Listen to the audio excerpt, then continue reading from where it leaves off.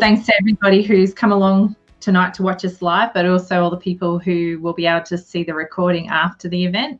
And I'm Carly Grubb. I am the founder of the Beyond Sleep Training Project group, and also now the founder of Little Sparklers, which is the charity that has sparked from the Beyond Sleep Training Project when we realised how much work there was to be done and how much more we could do if we actually formed an organisation. I'm welcoming Lyndsey Hookway as my guest tonight, and I'm so glad that she could come on for us from all the way over in gloomy UK. Is it gloomy over there today? It's really miserable. I don't want to disappoint you folks by saying we've got blue skies and it's 20 degrees. It's foul. So you're not missing out on much. Sorry. And lockdown too. So doing it tough in the pandemic. Yeah. It's we're all just super cheerful and living our best life right now. Oh, well, we can only hope it's going to ease up sometime soon. But the reason I asked Lyndsey to come on today is because she's one of the most expert people I know in the field, and I really admire her take on the way families can be supported, in particular her knowledge and understanding of the evidence base around infant sleep and toddler sleep, and even older, because you've got a new book coming out also that's focusing on children who are actually out of the toddler range, isn't it? Toddler through to out of nappies, really. Yeah, toddler to tween. Nice. And what's the name of that book? I quite like this. It's called Still Awake. It's tongue in cheek. And if I'm really honest, you shouldn't have favorite children, and that probably extends to books as well, but this is definitely my favorite book baby, so don't judge. I'm pretty rapt to hear it, because I know we get families in the project who really feel quite left out of the resources when it comes to older children who are still quite wakeful, and so having someone who's actually managed to unpack that for them, I reckon it's going to be a pretty fabulous resource. So I've already put my pre-order in. I can't wait to see it. Well, I mean, there just really isn't. There's a few books out there that claim to be from kind of, newborn to sort of like 4, 5, 6, but they're really not. That they might have one or two like stories or vignettes maybe for older kiddies, but they don't really take a deep dive. So that was the missing piece. And I just really love that age group. That's my guilty little secret, is the older kids get, the more fun it gets to work on sleep, because it's actually not about sleep really at all at that age group. It's all about confidence and relationships and connection and anxiety and all of that fun stuff. But that can be a whole other chat that we can have in 6 months' time. That'll be fun. That would be fantastic. So when's it actually launch? June 10th. So awesome. A little way to wait, but it'll fly. I think we might be inviting you back on to have another discussion around that if people are interested as well. But for today's session, I asked if we could focus on this book of yours, this book, baby. So let's talk about your new family. Yes, and I love it. It's one of those books where the chapters, you can jump to a chapter and just read that and still get the information you need. But I also did read it from cover to cover, and I really loved how reaffirming it was throughout the book, like the connections between the different chapters, where it's just like, yes, that's exactly it. But you needed to understand this part, and it helps to make it all make sense in the end. So I really appreciated that. I also think it probably would have really helped me back in the trenches with my first baby, because as much as you have got this beautiful reassurance that you can just leave things alone, you also do give people some practical ideas about ways that they can try things out, give things a whirl, and still understand that they're not going to break their baby, just as long as they are actually listening to their child and their heart as well, like their own feelings about things. So it kind of takes that level of fear out, where it's like you can try stuff. It's just that level of trust and communication that you need to keep going with you and your baby the whole time to know when to pull back.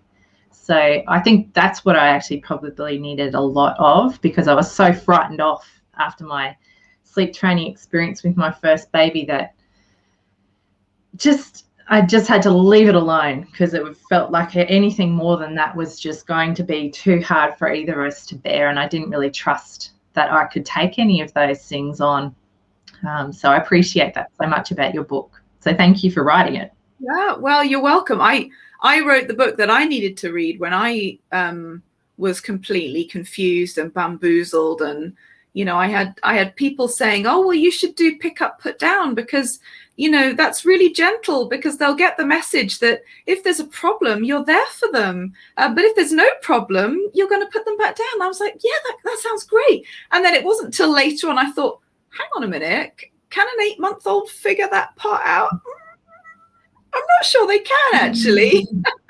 No, that's the thing with a lot of the strategies. They sound really good in theory until you're actually doing it, and then it's just like, but, and your baby's looking at you like, a lot of crying. Yeah, like, why are you doing this to me again? Like, I've already told you that I can't handle this situation, but you're going to keep. And it's like it's almost like you get forced into making your baby super distressed before you go, oh, that really didn't work for you, rather than just listening to them when they're communicating that earlier on. Yeah, well, I'm glad that you could definitely feel that through reading the book as well. It was very heartfelt, so thank you. Now, I should say to our audience too that the reason Lyndsey is also actually genuinely considered a bit of an expert in this is because of her background as a pediatric nurse and also working as in public health nursing, and she's also an international board certified lactation consultant.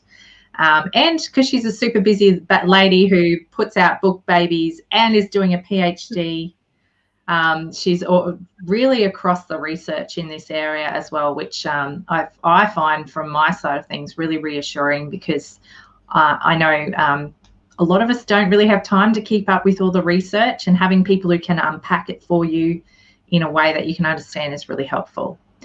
So that's my bit about Lyndsey. I also, before we really get into unpacking the book, I do need to thank our sponsors, Water Wipes, who have made the event possible for us tonight. We're hoping that we can do some more events like this for the group as well, but the production side of things does take time and money, so we really appreciate that we actually have someone who can help us cover off some of those costs. Now, as I already said, we're going to be focusing on talking about your family sleep, and the way we kind of went about figuring out what would actually suit you guys was I mentioned the different chapters that we have in the book here, and I was a little bit like, I wasn't surprised at all at what was popular, but it was still, after having read it, there was a couple of chapters in there I was like, oh, I wish we were talking about those ones as well. It was, I think if we have any time at the end, I might have a couple of chapters that I want to mention as well, but we might just. Now. I'm curious, which ones do you want to talk about? Well, I was surprised there honestly wasn't as much interest in the actual family, in the adult sleep sides of things, optimizing the parent sleep, which I was a little surprised at. There's a lot of focus on our babies, which is, we understand these things too. And in a limited amount of time, I feel like this almost could have been a part 1, part 2 situation. So the ones that people have picked are very much focused around the baby.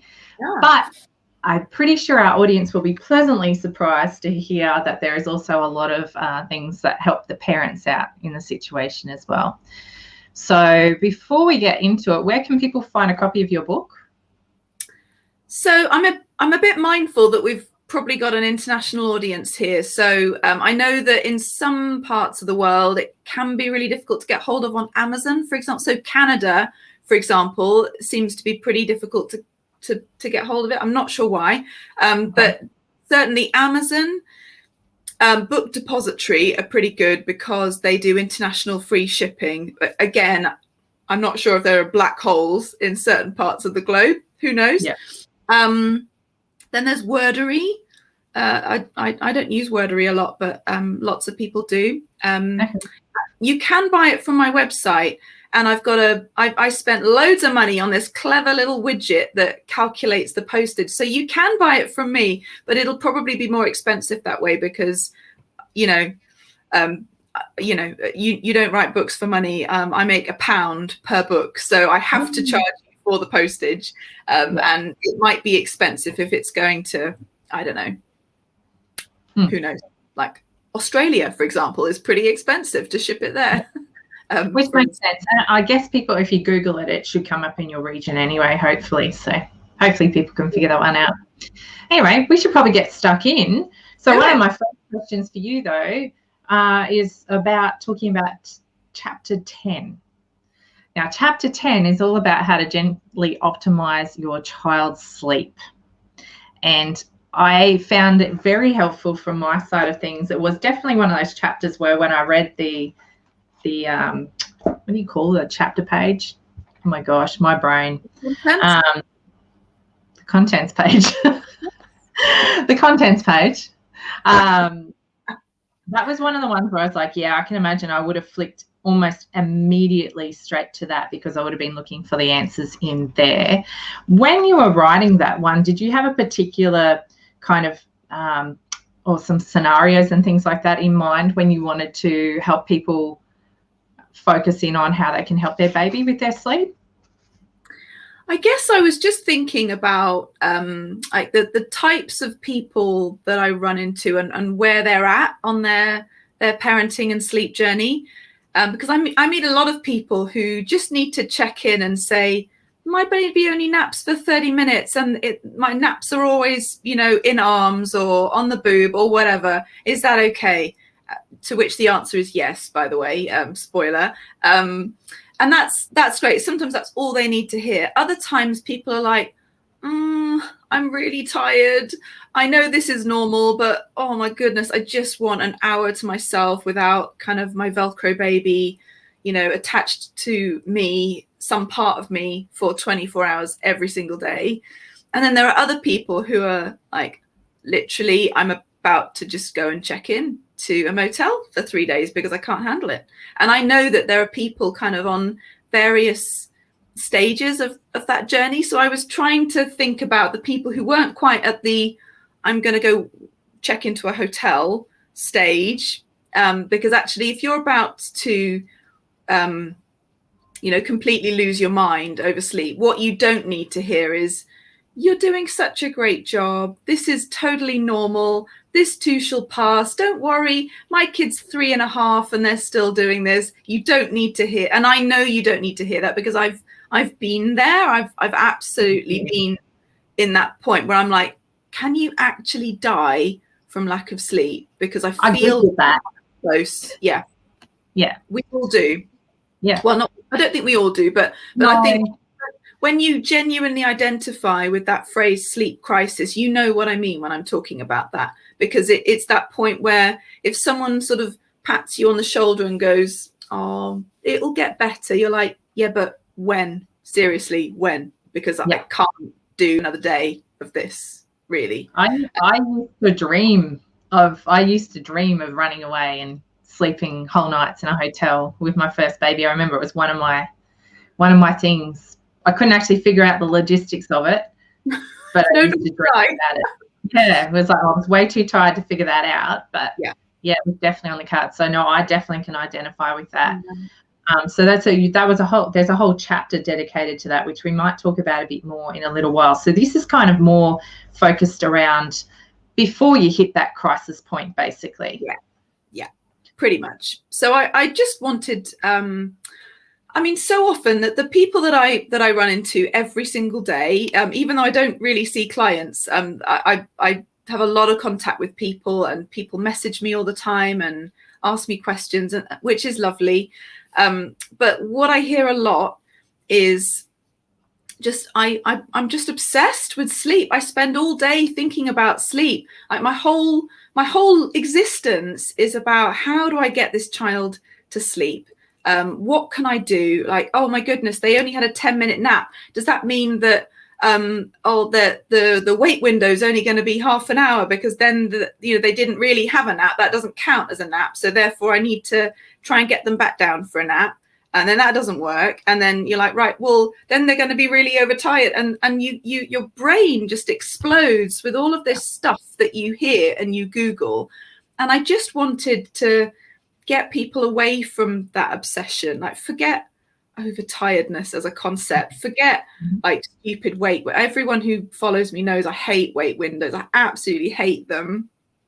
I think they're a crock of you know what.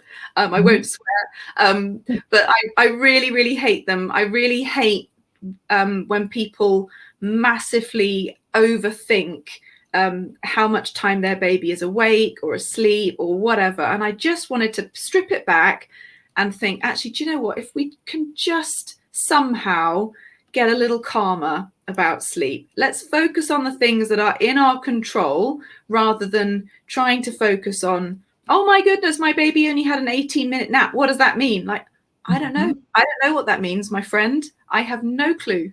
Let it go. Just move on. It's taking that out of sharp focus. I know that was a big thing for me because it's amazing how little range you have to explore options on how you can actually help your little family feel better and cope and actually sleep better by getting outside of this tunnel focused in on sleep and how much you're getting, or actually how much you're not getting, because that's so often the thing, isn't it? And I do know that feeling though. I feel like there's this period around for me with my first guy particularly, but there was this period around 4 to 8 months where I felt like, because they still need naps during the day so much then, and if you have like a cat napping baby like I did, as well as your frequent wake at night, you really do have so many parts of your day dominated by sleep that it feels all consuming. But that side of things, like I realized with my second and my third baby, that period in their life where they need that much daytime sleep or that many naps, it does really end. Like it is a portion where it doesn't have to own your life. Like I think I got much more relaxed about that with my second and third baby. Nothing terrible will happen if your naps aren't fantastic that day. You might have a tougher evening, you might not. And it really doesn't have to be the end of the world. Like you don't need to blow it into that level of proportion. But I think you're right, it becomes such a focus. I think the problem is everyone thinks that it's all related. So how many feeds they have in the day, that's going to be related to the nights, or how many naps they have in the day, that's going to be related. So if the nights are a disaster, people start, navel gazing and looking back. Well, okay, what happened? Maybe we shouldn't have gone to the park. Maybe that was overstimulating. Or maybe we shouldn't have gone to grandma's house. Or maybe, oh my goodness, maybe I shouldn't have left 2-hour wait windows between the naps that day because that was obviously too long and blah, blah. And I think people just take too much responsibility for the fact that it's another little human and they're going to sleep the way an independent, highly evolved, highly intelligent little human is going to sleep. But I think also if we can just remember that the human brain is utterly amazing, we really have only scraped the surface of what the human brain is able to do. And one of the things that the human brain does is it actually micromanages how much sleep you need and what type of sleep. And so when people are stressing out about, well, oh my goodness, if they only had 15 minutes of sleep, does that mean they didn't get any deep sleep? We don't need to worry about that rubbish, because actually the brain will take care of that. If you need deep sleep, my goodness, your brain is going to make sure you get it. Don't worry about that. That you can't micromanage your brain. It's already in control. And I think when we know that, that's one of the things that I talk about in this chapter, is just chilling out, thinking about the things that are in your control, thinking about things like just being responsive, just being aware of your baby's zones of regulation, which is something that I talk about a lot. I love talking about those. Regulation. We might get into those a bit more in a minute, if that's all right. I love those. Yeah. So anyway, so I just what makes me sad is the sleep obsession, because I know how much it ruined my day. I remember when my eldest was 8 weeks old. It's such a vivid memory. I knew she had her first vaccinations coming up that day. I think they were, I don't know, 4 o'clock. I even remember like the time of the stupid appointment. And I remember thinking, this child was born, like, we called her the lookout meerkat. She was eyes wide open, like, here I am, world. That was my little sparkler. That's like, literally how we got the name Little Sparkler. He was just born sparked, awake. Absolutely. So this child, honestly, she really, really, really was a low sleep need baby. I wish I'd known that at the time. And I just spent whole days thinking, I just need to get her to sleep. Otherwise, she's going to be cranky. She's not going to sleep. The reason she's not sleeping at night is because she's not sleeping in the day. This is a disaster. She's not feeding. Oh, my goodness. She's sleep. I was thinking, if she has her vaccinations and she hasn't slept all day, she's just going to be in misery. And do you know what? She didn't sleep all day, and she had her vaccinations, and she went after the vaccinations. I was like, now I don't understand you at all. I really don't get you at all. Anyway, I found I was definitely missing out on doing a lot of things with my first baby, because I was always trying to get him asleep before I would go do something. And so then when he wouldn't do it, it would throw my plans out. So then I'd cancel something, and then I'd move this and I move that, and he'd have like no sleep, and so he'd scream in the car. And honestly, it was such a blind obsession of mine that I didn't enjoy him, but it didn't mean he got any more sleep, like all the analysis and whatnot. And I think it took me a long time to realize how much of my fatigue wasn't actually anything to do with how much sleep I was or wasn't getting. It was the mental gymnastics I put myself through, the high levels of anxiety I was living on, trying to make this child sleep. And it was way more exhausting than actually just settling into it and figuring out there was some things that would help me out, but I couldn't come to any of them while I was just in the zone.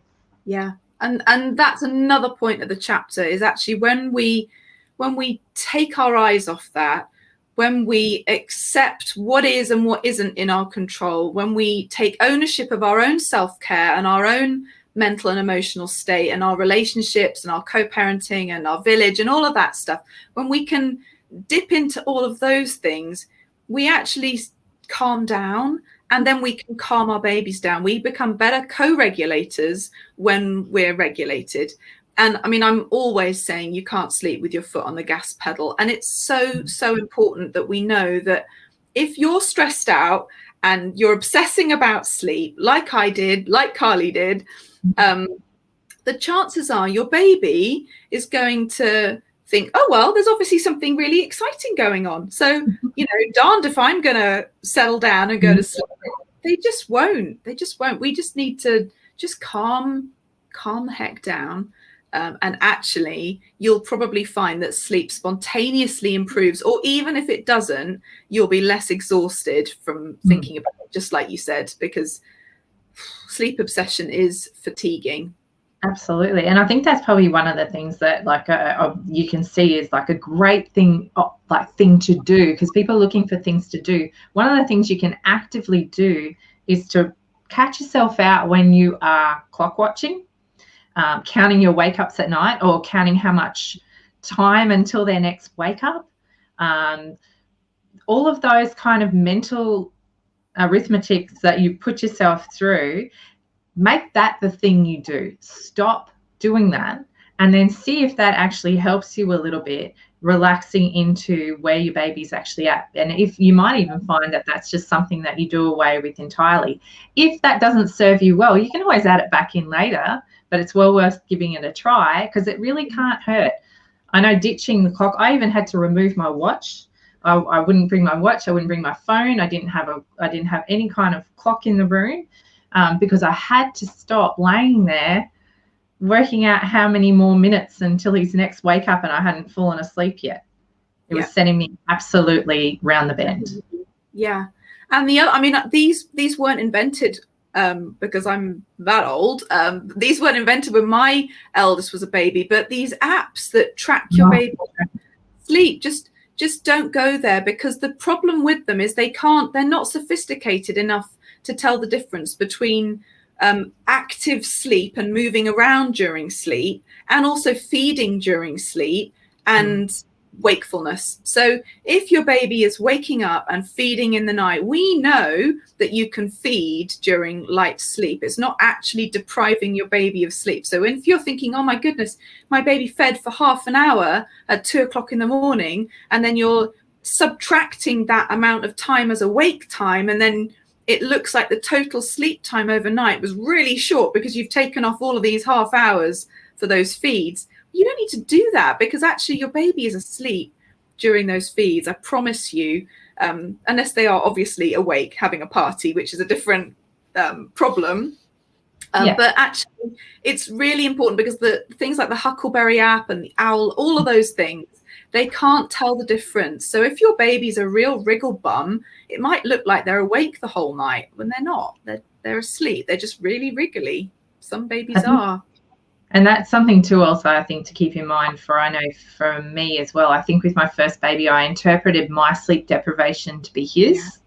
Yeah. And so I didn't really fully understand that, like, he wasn't as tired as I was feeling because he'd been asleep at the breast. But I also do want to, I think it's another one to put in here, where if people are concerned that their baby isn't getting enough sleep at night, really is really helpful to do the thing that is the fastest to get them back to sleep. So it's maximizing their sleep time as well as your own, because I know that when it was a bit of a self-fulfilling prophecy with my first baby when we did the sleep training thing, but one of the things we did through the process was my husband had to settle the baby if he hadn't met his feed time, like, you know, when he needed to breastfeed. And I knew it like literally never worked. It never worked. So all it meant was that awake time actually was like, you know, that he'd wake up a little bit, but then he'd end up wide awake. Mm-hmm. Then he'd end up hysterical. And then eventually I'd feed him and he'd have to have that time where he actually down-regulated again. Then he'd get drowsy and go back to sleep. So he was actually losing way more sleep through that time than if I just put him to the boob. Yeah. And he'd go back to sleep. So I think it's important to keep that in mind as well. There is a bit of a balance to that. There is sometimes the things we're trying are actually making everybody more tired. Yes, absolutely. And I so relate to that. And I hear it from people all the time. It's almost like people are thinking of how fatigued they are, and they're kind of holding a mirror up to their baby and thinking, well, I'm shattered. You must be shattered. Therefore, you must need more sleep today. So then you put even more effort in to getting them to nap more often or for longer, or extending the nap period, or catching them to try and prolong the nap, or putting them to bed early. When actually, if you're working on the principle that they are sleep deprived, and then you're trying to get them to get more sleep when they're not actually sleep deprived, it's going to be even harder to get your little one to go to sleep, which again just mounts on the feels of failure and you know, not matching up. Yeah, but you also build on each other's frustration. That was another thing that I felt with my guy. He'd get grizzly and cranky with me because he was bored. He didn't want to go to sleep. He wanted to go do stuff.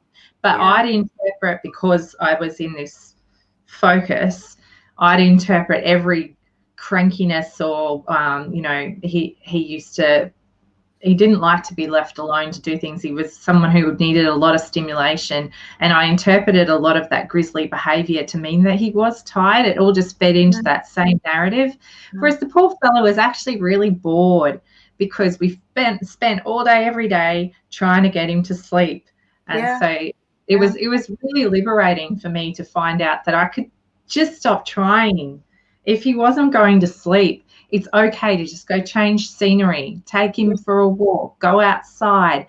If I was cranky, it was perfect for me. Like I'm lucky I live in Australia and we have great weather, so we can actually go outside and get lots of sunshine and things like that. That really helped to pick up my mood. I felt freer to go see friends because I wasn't going to be there obsessively jiggling away because this baby wouldn't go to sleep. And it opened up more opportunities for me to actually just enjoy life again. Yeah, definitely. And that's another thing that I talk about a lot is I call them the filters that we wear. People put filters on all the time. They see all behavior through whatever thing they've last read about. I don't mean everyone. I'm massively generalizing. So, don't anybody take this personally. But if you've just Googled, I don't know, green poop, for example, then every single symptom that you see. So every time your baby squirms or arches or has a fart or whatever, you're going to think, oh my goodness, they've got, I don't know, lactose intolerance, for example, or you've read about allergy, or you've read about tongue tie or reflux or overtiredness or whatever it is. And we put these filters on all the time, and we see our baby's behavior through these filters rather than think about the zones, which is a much more helpful thing. And it is really practical. Should we talk about the zones? Yes, I was going to say, would you mind explaining? So the zone of regulation? Yeah, well, so I can't take credit for this. So the first thing is this is kind of a simplified version of understanding how the parasympathetic and sympathetic nervous system work. And you don't need to worry too much about that. It's just that the parasympathetic nervous system is your kind of rest and digest state, and your sympathetic nervous system is when you need to do stuff. And there are different degrees of activation of the sympathetic nervous system. So right now, me and Carly are in our sympathetic state because we're not stressed out, but we're having to be alert, we're thinking, we're interacting, we're having to chop and change around the conversation. I'm having to remember what I blimmin' well wrote in this book, which was over a year ago, and all of that stuff. That's fine. I cope because I'm in my sympathetic state, so I'm alert and focused. Now, the parasympathetic nervous system state, that's your blue zone. So rather than think, oh my goodness, are we in the parasympathetic or the sympathetic? Some brilliant person called Leah Kuipers, ages ago, she's a pediatric occupational therapist. She came up with a way of basically producing color codes. It's very similar also to Brazelton, in which I'm also trained to look at newborn behaviors and whatever. But the color code is so simple. Blue is like your slow zone, your sleepy zone. That's basically where your baby's going to be right when they're on the boob or the bottle, or they're on a shoulder and they're just, nodding off and going into dreamland. That's the blue zone. That's nice and easy. Then we've got the green zone. So that's where me and Carly are right now. So when your baby is on a playmat and they're batting toys, or they're cooing and they're going, and you're going, and they're going, and that's all very cute and lovely. That's the green zone. That's basically good to go, good to play, good to communicate, good to think, all of that stuff. Then you might notice after a while that your baby starts fussing on that playmat. So they might go, and they starting to get a bit more flappy and agitated, when they do that, and they start they get a bit more disorganized. So they're no longer doing an organized grab for the toy on that play gym. They're kind of flapping and they're getting a bit dysregulated. Yeah, they're just getting ratty. That's the yellow zone. So that's when that gas pedal that I mentioned, that's beginning to be pressed down a little bit more. Their sympathetic nervous system is slightly more activated because there's something wrong. Now, it might be that they need to do a trump. They might have a really itchy label in their sock, or what, you don't have labels in socks, but you know what I mean. They might have their diaper on too tight, and maybe they've got some gas and it was fine before and now it's just bugging them. Maybe they're just bored of being on their back, or they're really frustrated because their little hanging elephant isn't doing what they want it to do, right? Baby-sized problems. I'm not talking about deep psychological trauma. I'm just talking about baby-sized problems. Just need a cuddle. Yeah, right. They want to see someone. Yeah, I'm bored. Like, it was fun for a while, but now I need to not be lying on my back. I need to sit up. I want to cuddle. I want to feed or whatever. If the baby gets more dysregulated, then we get into the red zone. And you all know what the red zone is because you've all experienced it. It's completely normal to get into the red zone. That's when we get babies who are really dysregulated, and they get cranky, they get angry. they start crying. We get lots and lots of body movement. We get flailing. We might have them going dusky or red in the face, depending on their skin tone. They might start crying, screaming, arching their back, or whatever.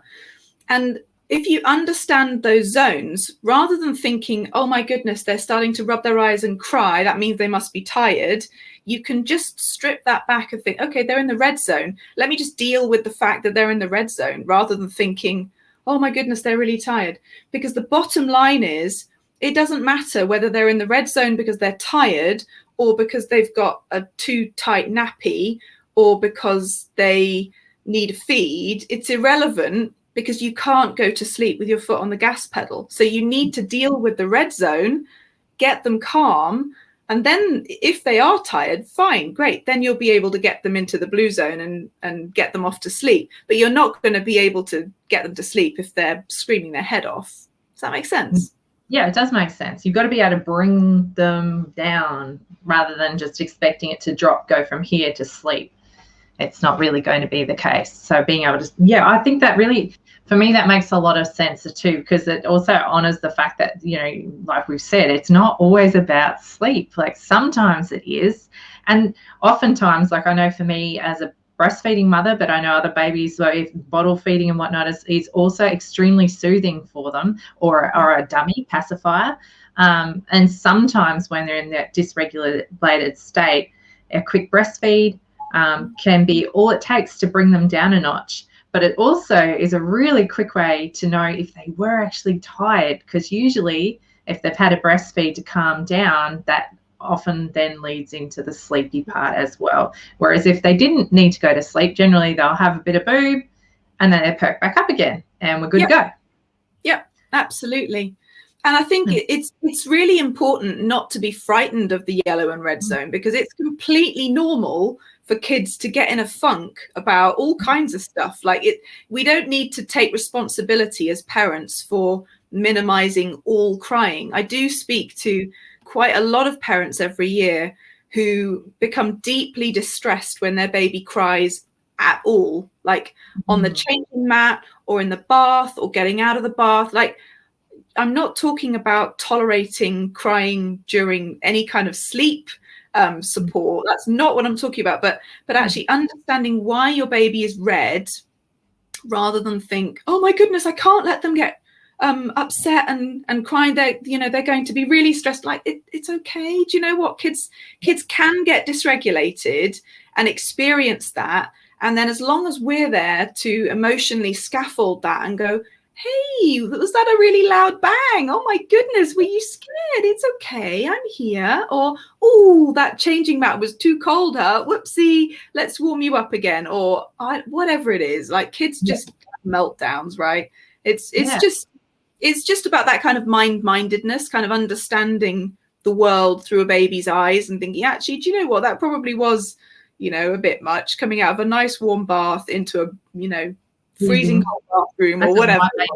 I have really cold hands, so changing nappies in winter, I always feel like, oh, sorry, Baba, Mama's hands are always, because there was no warming them up. But it's that kind of putting yourself in their shoes and understanding where they might be at and being able to offer that kind of reassurance that they are safe, they're loved, and you're supporting them along rather than feeding into it as well.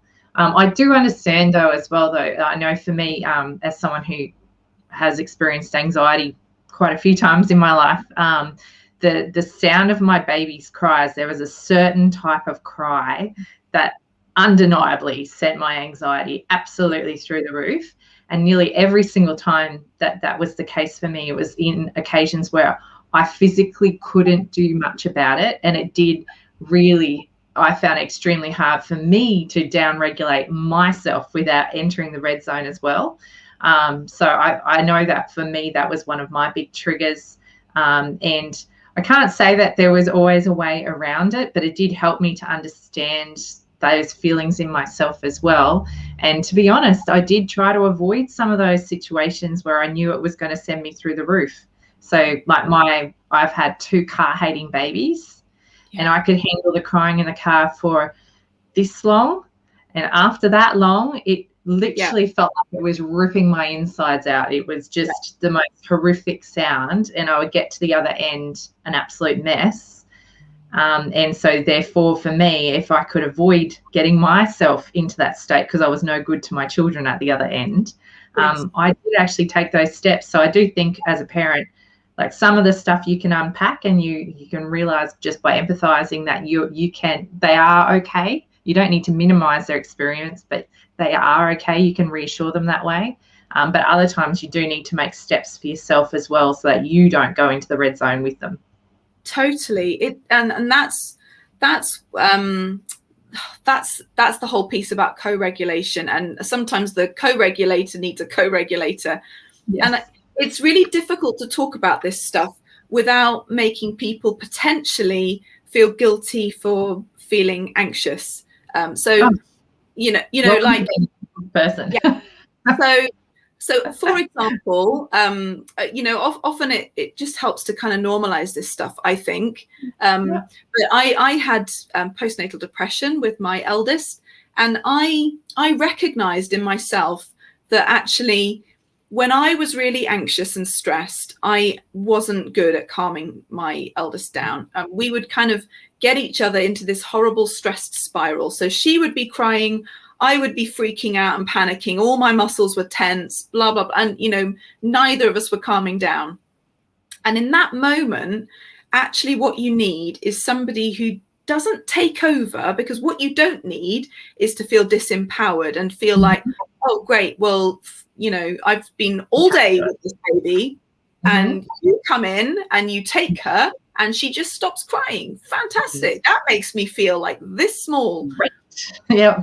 But actually, when you can apply logic to that and you think, actually, do you know what? It is normal to feel stressed when your baby is hard work, high need, sensitive, not blimmin' sleeping, your needs haven't been met all day. It is absolutely normal that you would get into that state of dysregulation and not be able to calm your baby down. There's nothing wrong with you. In fact, you'd have to be probably superhuman for that to not drive you completely nuts. Superhuman. So if you've ever felt like that, when you're in that spiral and someone comes along and is able to calm your baby, it's not because your baby prefers them or whatever. That is the actual purpose of the village, because we can't do it on our own. We actually need other people to come and be our co-regulator sometimes. Yeah, and it's a circuit breaker. I know I figured this out as I got better at understanding myself, that my personal circuit breaker was having a friend nearby. And it's not like I didn't need someone to watch over me as such, but I felt like I felt safer in myself with my baby when I knew that I had someone I could hand him over to if I needed to. And it wasn't all the time, but I could generally feel the vibe in the morning about what kind of day we were heading into. And I know this is so hard when we're talking lockdown and whatnot for people as well, but if you aren't actually getting these opportunities for circuit breaking, please don't be too hard on yourself for the feelings that you're feeling as well, because like Lyndsey said, we're not meant to be doing this alone, and it's not a sign of any kind of failure or not coping. This is a sign of the intensity that is required to be parenting a young baby and children. That was never meant to be on one person's shoulders or even just two people's. Like it's meant to be spread. So we shouldn't even be getting to this point where we feel like we're up to our necks in it, because it should have already been buffered before then. But the fact is that most of us do get to that point, and some of us live in it, unfortunately, especially in this pandemic. So it's one of those things that taking breathers, if you can't physically hand that baby over, always know that it is okay to take a breather, because you getting your regulation back under control is what's actually going to assist you to regulate your baby when you get back to them. So that stepping away, that is not even remotely an issue. I don't think there'd be a parent out there who hasn't had to put their baby down on many occasions, walk away and get themselves back together. Absolutely. And that's not that's not sleep training. That's not cry it out. That is actually leaving them for 5 minutes, even if they're crying, is going to be more beneficial than spending the next hour with both of you crying. And, you know, I think particularly I hear from a lot of single parents, military parents with one parent deployed or whatever. I work with a lot of parents whose partners are doing night shifts or working long hours or working away during the week or whatever it is. So, you know, we can't always assume that there is another parent around. I would say in the pandemic, you are allowed to form a support bubble and a childcare bubble. And that might look like if there is one other parent nearby and you're both in the thick of it, like, could you buddy up with one other parent just so that, like, right, okay, do you know what? You go take half an hour, go walk around the block. I'll look after both of them. Mm-hmm. And then we'll switch. You can do that. It's legal. I mean, you have to check like exactly where you are in the world, but in most parts of the world, most of them have those provisions now, especially this long into the pandemic. There is provisions, and there are, like, you know, I know in Australia there's usually a caregiving exemption as well. And to me, a parent who is hitting their point, that's a caregiving need right there. So I think you get to call in those kind of things because it's actually really important to the well-being of families surviving what's really quite inhumane in so many ways. Yeah, absolutely. And you know, that might look like something different. And I think what's really important is that whoever you get to come and help you in your support childcare bubble, it's really important that you trust them, because if you don't, then you're not actually going to downregulate your own stress response anyway. I know that there were certain people that if they offered to take my children for an hour, I'd be like, oh, thank goodness for that. I might actually be able to shut my eyes for half an hour. And there were other people I was thinking, it's okay. Actually, do you know what? I'm just going to potter around and I'm going to put some laundry on, because I just didn't actually trust them to not screw it up. So it's so important that you get the right help. Like, help is only helpful if it's the right help, right? That's actually really important too, because if it actually adds to your stress levels and your anxiety, that isn't the help that you need. And I know for me, when I was very anxious about things with my first baby, there was a few things that were just completely unhelpful to me. And that was things like if anyone tried to settle my baby and I could hear him crying, there was no rest in the house for me. If I could hear my baby cry, it didn't matter who had him, I was not at rest, because my anxiety would go straight up. So I needed help where it was like, while he was calm, keep him busy, take him for a walk, put him in the carrier, but make sure he's out of my earshot, because a lot of the time he wasn't that stressed. Like, he actually was all right. He was just being a baby.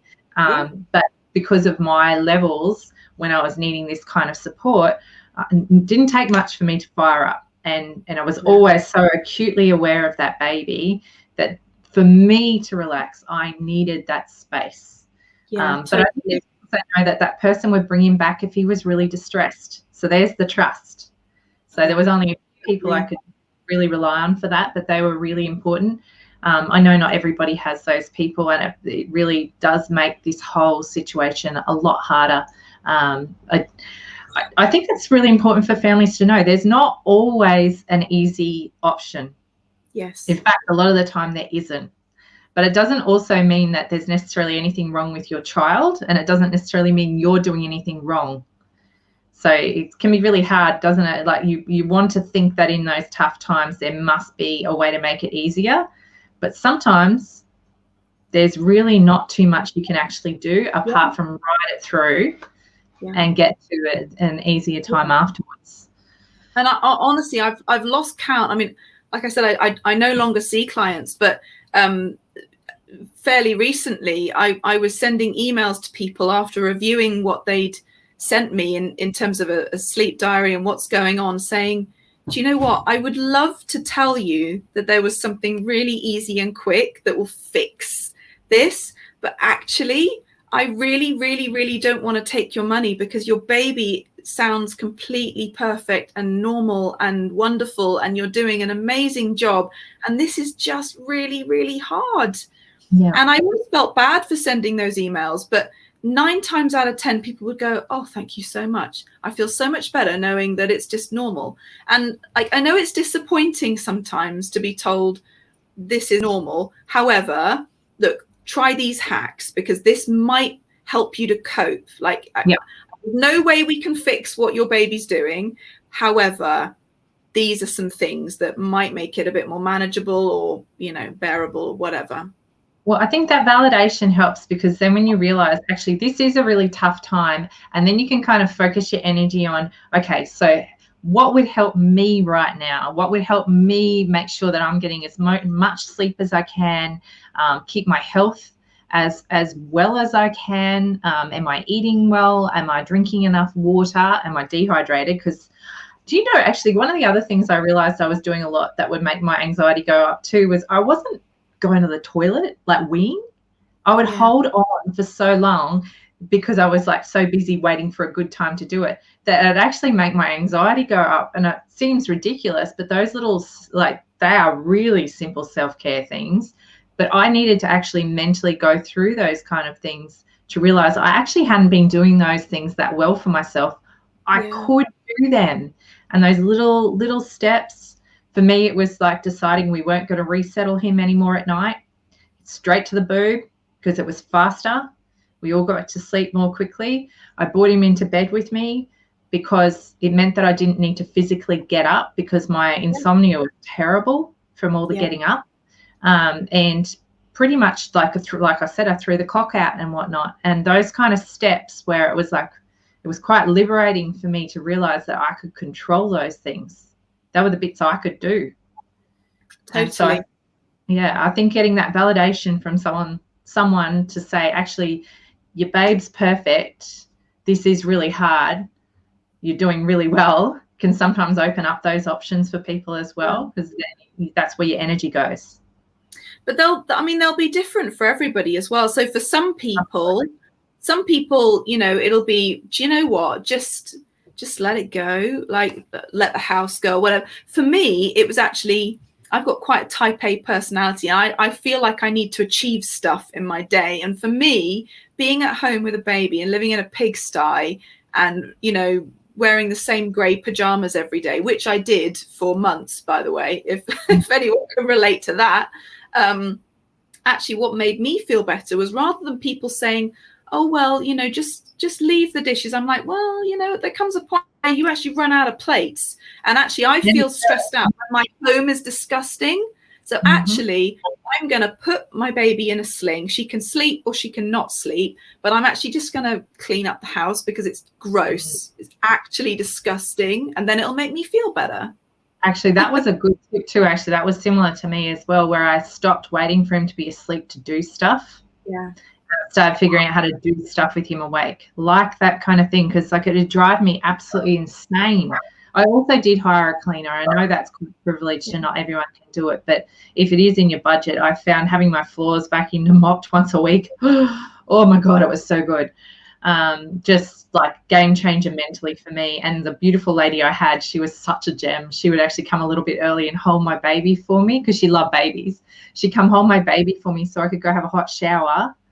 And I'd often come, it was just like those little touches, the little things, but it was just such a beautiful thing. But yeah, similar, where I just stopped having to wait for him to be asleep to do all the things and figured out how to get some of those jobs done. And that way, when he was actually asleep, I could rest. Yes. I wasn't running around like a, you know, busy person trying to get all my things done in his 15 minutes of grand sleep. Yeah. Rest. Well, I've spoken to a client recently I'm just finishing up with, and they were just so overwhelmed by that period in the evening when it wasn't quite bedtime, and they just felt like they were killing time. And the reason they felt like they were killing time was because they waited till he was asleep before they did jobs around the house and got stuff done. And actually, sometimes there's a bit of a reframe there to think, actually, you are not responsible for entertaining your baby 24/7. They can just hang out. They can they can totally just be around while you put the laundry on and while you get dinner started. That's okay. You don't need to be in front of them jiggling toys and, you know, kind of that for them though, isn't it? Like they love all of that kind of thing, a little baby. They love all the adult conversation. That's like baby carriers are handy for that, because they're just there. Like they don't have to be your total focus. But yeah, it's nice to be able to just do what you need to do, and they're just hanging out with you. Generally. Especially for Belgrade. Now we're very close. We are, aren't we? We could talk today, couldn't we? But anyway. I know, and I'm sorry. I had so many other things I had on my list, but it just kind of all just flowed. So I'm hoping we've actually been able to be helpful for some people. I did see there's a couple of people who've mentioned that this didn't show up in the event page, which I don't actually understand why it did not. I had a bit of trouble at the start trying to get it to launch. I thought I had it all teed up. I'm very sorry. It did go to the group.